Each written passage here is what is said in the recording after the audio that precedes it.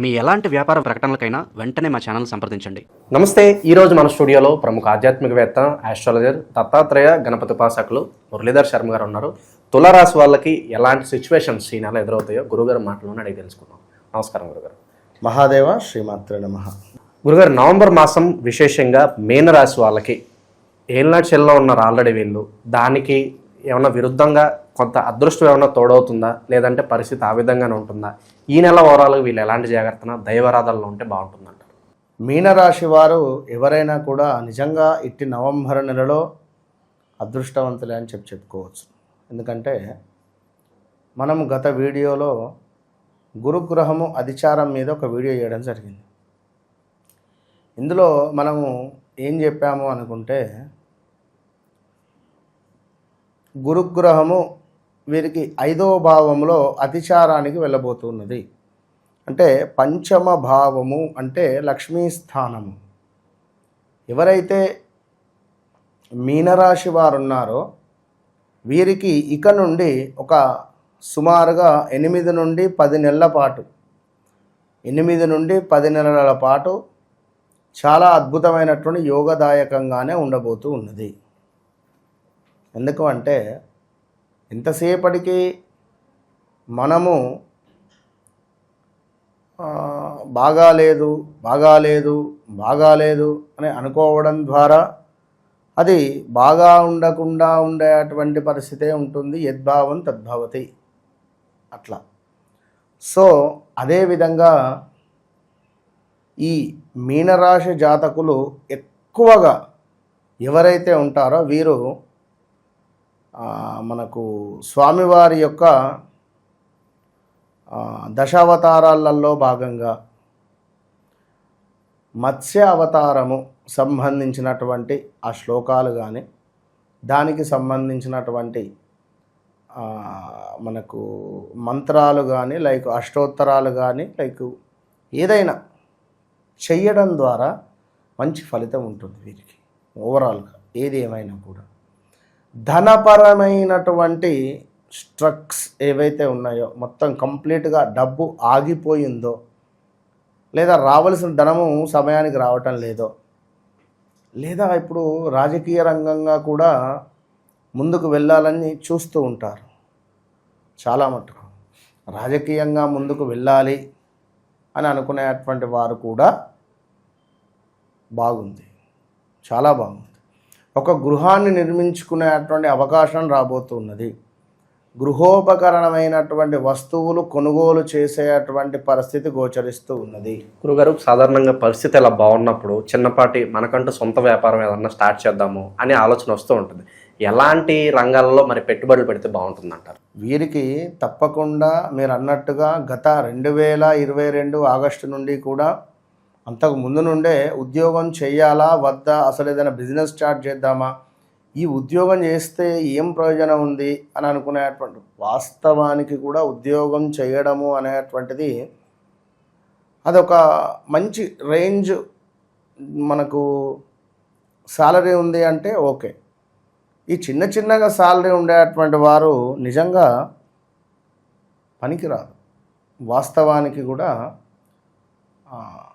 ఏదైనా చిన్న బిజినెస్ చేసుకుంటేనే బెటరు.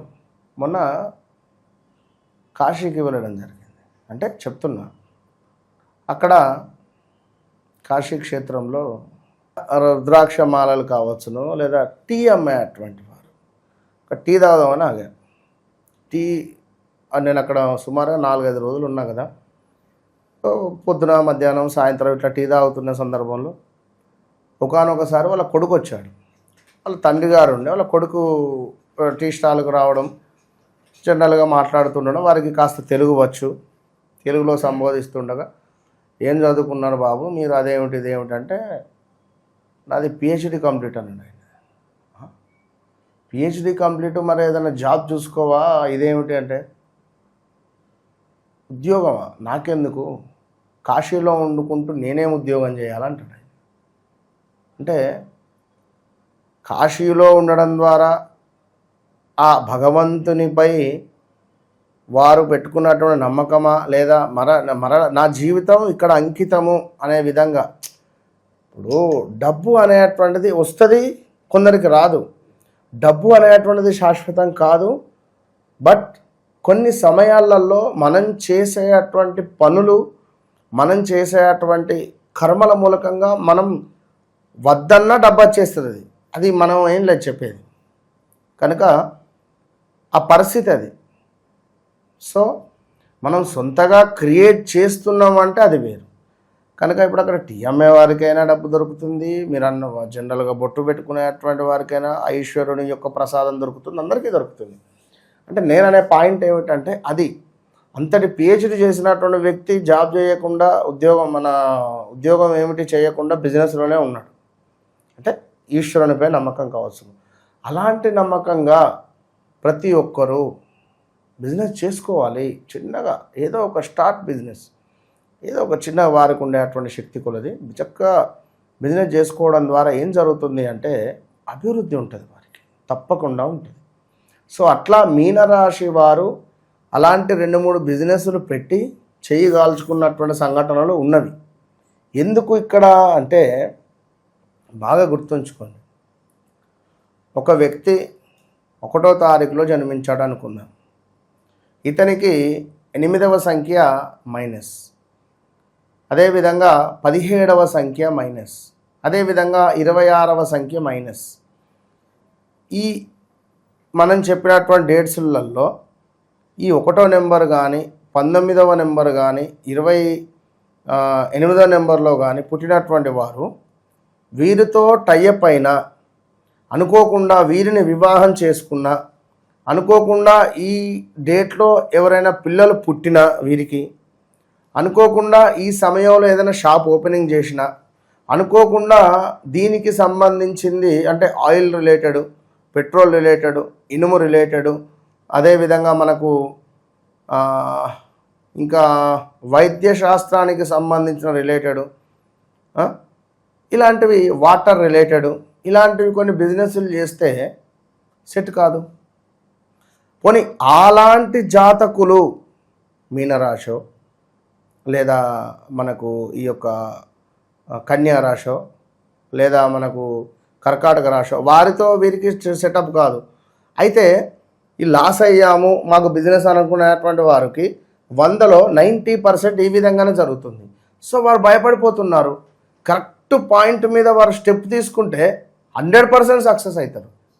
మరి అది ఎట్లా తెలవాలి? వారి జాతకం బట్టి మనం ముందుకు చూసుకొని వెళ్ళాలి. మరి మాకు జాతకం లేదు అంటే పిల్లలది కానీ, భార్యది కానీ, తల్లిదండ్రులది కానీ ఏదో ఒక పాయింట్. ఇప్పుడు నేను ముందుకు నా డెస్టినీని నేను చేరాలి, నా గమ్యాన్ని నేను చేరాలి అని అనుకునేటువంటి వారు ట్రై చేయాలి. చేస్తే ముందుకు వెళ్తారు అట్లా. సో ఈ తప్పకుండా ఉద్యోగ అవకాశాలు గోచరిస్తూ ఉన్నవి. ఎందుకంటే లగ్నం నుండి 10వ భావాన్ని చూస్తాడు. 10వ భావాన్ని చూసినప్పుడు ఉద్యోగ అవకాశాలు నూతనంగా, ఉద్యోగంలో నెగిటివిటీ ఉంది, ఉద్యోగంలో ఇబ్బంది ఉంది, మరి ఉద్యోగంలో కొంత అది ఇది ఉంది అని అనుకునేటువంటి వారు తప్పకుండా 100కు 100% కూడా ఉద్యోగంలో ఉన్నతమైంది ట్రాన్స్ఫర్స్ కావచ్చును, లేదా ఈ యొక్క మనకు దాన్ని ఏమంటారు, ఒక టెంపరవరీగా ఉండేటువంటి వారికి పర్మనెంట్ అయ్యే ఛాన్సెస్ కావచ్చును, గవర్నమెంట్కు సంబంధించి ఏదైనా ఉద్యోగ అవకాశాల కోసం ఎదురు చూస్తూ ఉండేటువంటి వారికి అద్భుతమైన యోగం ఏర్పడడం కావచ్చును, ఇలాంటివి ఉంటవి. అంటే గోచార రీత్యా మరి వారి యొక్క వ్యక్తి జాతక రీత్యా మాత్రము అప్పుడు మనకు వారి యొక్క జన్మ జాతకాన్ని చూస్తేనే మనకు అది అర్థమవుతుంది. సో అదేవిధంగా మీ తండ్రితో కొంతమేర గొడవలు ఏర్పడేటువంటి పరిస్థితి ఉంది. దీనికి తోడు చిన్న అకారణమైనటువంటి కలహాలు, భూ సంబంధిత, ఇంట్లో తండ్రితో కావచ్చును. ఇంకా అదేవిధంగా ఇంకను చూసుకున్నట్టయితే మనకు ధనానికి సంబంధించి పెట్టుబడులలో జాగ్రత్త, వ్యక్తిగతంగా చూసుకొని ముందుకు వెళ్ళండి. గోచార రీత్యా ధన నాశనం కనబడుతుంది మనకి ఇక్కడ. వ్యక్తిగతంగా చూసుకొని ముందుకు వెళ్ళాలి. అనుకున్నటువంటి పనులకు ఆటంకాలు జరిగేటువంటి పరిస్థితి ఉన్నది. సో ఓవరాల్గా ఇట్లా మనము చూసుకొని ముందుకు వెళ్ళాలి. వివాహ ప్రయత్నాలు సక్సెస్ అవుతాయి అంటారు గురుగారు ప్రయత్నం చేస్తే? ఖచ్చితంగా వివాహ ప్రయత్నాలు కావచ్చును, వివాహానికి సంబంధించినటువంటి ఏదైనా మన వివాహంలో ఉన్నాము, మాకు గత 2 సంవత్సరాలు అయింది, సంతానం కలగటం లేదు అనుకునేటువంటి వారికి ఇది సరైనటువంటి సమయము, సంతానం కలిగే ఛాన్సెస్ ఉంది. ఒకవేళ పీసీఓడితో ఇబ్బంది పడేటువంటి వారు లైక్ కొంత ఈ యొక్క వీర్యానికి సంబంధించినటువంటి స్పెర్మ్ కౌంట్ తక్కువ ఉంది అని అనుకునేటువంటి వారు ఒక్కసారి నాకు కన్సల్ట్ అయితే వారికి ఒక చిన్న రెమెడీ ఇస్తా పర్సనల్గా. ఒక 41 days చేసుకోండి, ఎందుకంటే ఇప్పుడు యోగం ఉంది, ఈ డిసెంబరు 10 వరకు యోగం ఉంది కనుక చెప్పలేం, ఏదైనా మనకు సక్సెస్ కావచ్చును. అది పర్సనల్గా రెమెడీ ఇద్దాం వారి చార్ట్ చెక్ చేసి. ఇక అదేవిధంగా ఇంకనూ చూసుకున్నట్టయితే కొంతమేర పాపకార్యాలు చేయాలి అనేటువంటి ఆసక్తి, కొంతమేర నుండి పుణ్యకార్యాలు చేసేటువంటి ఆసక్తి ఉంటుంది. దీంతో పాటుగా కొంత అధికారుల నుండి కొన్ని సమస్యలు అయితే ఉంటుంది, అధికారుల నుండి పై అధికారుల నుండి కొంత స్థాన చలనము ఉన్నది. అదేవిధంగా అనారోగ్య సమస్యలు కూడా కొన్ని గోచరిస్తూ ఉన్నవి. కొంత కంటికి సంబంధించిన ఇబ్బందులు రాబోతూ ఉన్నవి అని చెప్పుకోవచ్చును. అదేవిధంగా మళ్ళీ శనైశ్వరుడు వక్రదృష్టి నుండి లగ్నానికి వస్తున్నాడు. మనకు సుమారుగా కూడా శని వక్రము వీడి సవ్యానికి వస్తున్నాడు. మనకు ఇదే నవంబర్లో 25వ తారీఖు, ఇది ఒక 25వ తారీఖు నుండి పర్ఫెక్ట్గా మీ రాశిలోనే ఉండబోతున్నాడు. సో అప్పుడు మనం ఏం చేయాలి అంటే ఒక వెండి ఫిష్ను మనము ఇంట్లో ఈశాన్యం వైపుగా వేలాడదీయండి, లేదా ఎక్వేరియంలో ఉండేటువంటి ఫిష్కు ఫుడ్ను డొనేట్ చేయండి, ఎక్వేరియం పెట్టండి, మంచి ఫలితం ఉంటుంది. ఇక అదేవిధంగా ఇంకను చూసుకున్నట్టయితే మనకు కొంత బంధువులతో కూడా గొడవలు ఉంటే సద్దుమణిగే పరిస్థితి ఉంది. ఇంట్లో శుభకార్యం చేసేటువంటి యోగం ఏర్పడబోతూ ఉన్నది. తప్పకుండా నిరుద్యోగులకు కూడా ఏదన్నా శుభవార్త ఎక్స్పెక్ట్ చేయొచ్చు? ఖచ్చితంగా మీనరాశి వారికి గత 2.5 సంవత్సరాల నుంచి చాలా ఇబ్బంది, డబ్బులు రాక, ఇచ్చిన డబ్బులు తిరిగి రాక, నమ్మకంగా ఉండి నెత్తిపై శనైశ్వరునిలాగా అంటే అంటుంటారు, ఏమిరా నువ్వు శనిగా లెక్క నెత్తి మీద కూర్చున్నావు, నేను డబ్బులు ఇచ్చేదాకా అంటే కొందరు మామ ఒక 5 లక్షలు, మామ ఒక 1,00,000, మామ ఒక 50,000, పైన డబ్బులు ఉన్నాయి ఇప్పుడే కొడతా, పైన రూమ్లో ఉన్నాయి, నేను అనుకోకుండా కిందికి వచ్చినా అర్జెంటుగా ఒక 5,000 కొట్టా అంటాడు. వాడు వారం దాకా ఇయ్యాడు పైసలు. వీడికి ఇరుక్కొని వాని దరిద్రం వీనికి దరిద్రం చుట్టుకుంటుంది. ఇలాంటి దాఖలాలలో వీళ్ళు ఉన్నారు, ఆల్రెడీ అనుభవిస్తూ ఉన్నారు ఎన్నెన్నో ఇబ్బందులు. వీటన్నిటికీ స్వస్తి పలకబోతూ ఉన్నారు. ఇది గమనించుకోండి, ఇది 100% స్వస్తి. కనుక వారి యొక్క వ్యక్తి యొక్క జాతకాన్ని చూడాలి అనుకుంటే వారి యొక్క డేట్ ఆఫ్ బర్త్, పుట్టిన సమయం కావాలి. లేదు అనుకున్నా వారి భార్యదో లేదా వాళ్ళ పిల్లలదో, ఇంట్లో ఎవరిదైనా ఉండనివ్వండి, వాళ్ళ అక్కదో చెల్లెదో అన్నదో తమ్ముందో, దాంట్లో నుండి మనం చూసి బాబు మీరు వెళ్ళే మార్గం కరెక్టా కాదా, ఇగో ఇటు డైవర్షన్ కండి, ఇట్లా వెళ్ళండి, వెళితే ఇది ఈ గమ్యానికి మీరు చేరుకుంటారు అనేటువంటి సహాయము మనం వారికి 100కు 100% చేస్తాం. ఇక ప్రత్యేకంగా రెమెడీస్ ఏమైనా చెప్తారు గురుగారు వీళ్ళకి ఏదన్నా ఈ మాసం? సో ఓవరాల్గా మీనరాశి వారికి ఈ నవంబర్ నెలలో అత్యంత అద్భుతమైనటువంటి పరిహారము అని మనము చెప్పాలి అని అనుకుంటే,